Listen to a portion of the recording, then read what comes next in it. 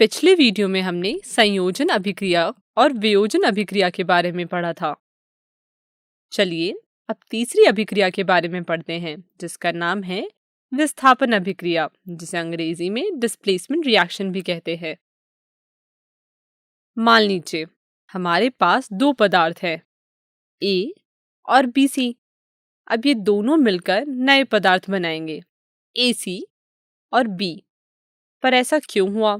इसके लिए एक क्रियाकलाप की मदद से इसे विस्तार से समझते हैं। आइए विस्थापन अभिक्रिया को समझने के लिए केमिस्ट्री लैब चलते हैं। चलिए थोड़ा सा डिस्टिल्ड वाटर लीजिए और उसे खाली बीकर में डाल दीजिए। अब थोड़ा सा कॉपर सल्फेट पाउडर लीजिए और उसे भी उस बीकर में डाल दीजिए। अब पानी और कॉपर सल्फेट पाउडर को अच्छे से हिलाएं। अब एक टेस्ट ट्यूब लें और उस टेस्ट ट्यूब में कॉपर सल्फेट विलयन को फिल कर दें और उस टेस्ट ट्यूब को स्टैंड पर लगा दें। अब एक और दूसरी टेस्ट ट्यूब लें, उसमें भी इस विलयन को भर दें और उसे भी स्टैंड पर स्थापित कर दें। अब हम कील लेते हैं और इस कील को रेगमाल से अच्छे से साफ करते हैं। एक और कील लेते हैं, उसे भी इसी प्रकार रेगमाल से साफ करते हैं। अब इस कील को धागे के साथ बांधते हुए एक टेस्ट ट्यूब में डाल देते हैं और इसे 15 मिनट के लिए ऐसे ही छोड़ देते हैं। आप देखेंगे कि यहाँ पे विलयन का कलर हरा हो रहा है।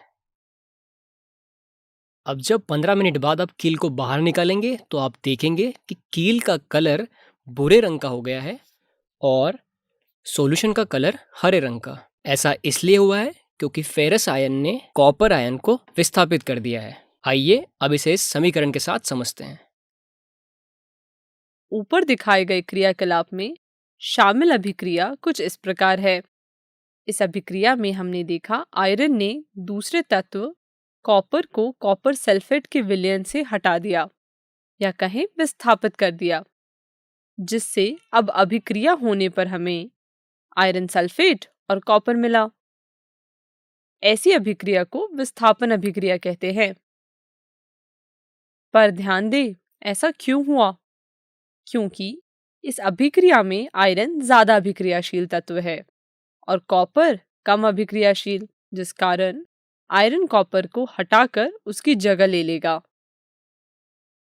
पर यदि हमारे पास अभिक्रिया कुछ इस प्रकार होती तो अब बताइए, क्या अभिक्रिया होगी? जी नहीं, इस स्थिति में अभिक्रिया नहीं होगी क्योंकि आयरन कॉपर से ज्यादा अभिक्रियाशील है। चलिए इसे और अच्छे से एक उदाहरण लेके समझते हैं। जिंक प्लस कॉपर सल्फेट से क्या बनेगा? वीडियो को रोकें और सोचें कि अब अभिक्रिया होने पर हम कौन से उत्पाद मिलेंगे। चलिए देखते हैं। अभिक्रिया कुछ इस प्रकार होगी। ध्यान दें, इस अभिक्रिया में भी जिंक ज्यादा अभिक्रियाशील तत्व है और कॉपर कम अभिक्रियाशील तत्व। इस अभिक्रिया को अब कॉपी में नोट कर लें। चलिए अब विस्थापन अभिक्रिया की परिभाषा भी लिख लेते हैं, जो कुछ इस प्रकार है। ऐसी अभिक्रिया जिसमें यौगिकों का एक तत्व दूसरे तत्व का स्थान ले लेता है उसे विस्थापन अभिक्रिया कहा जाता है।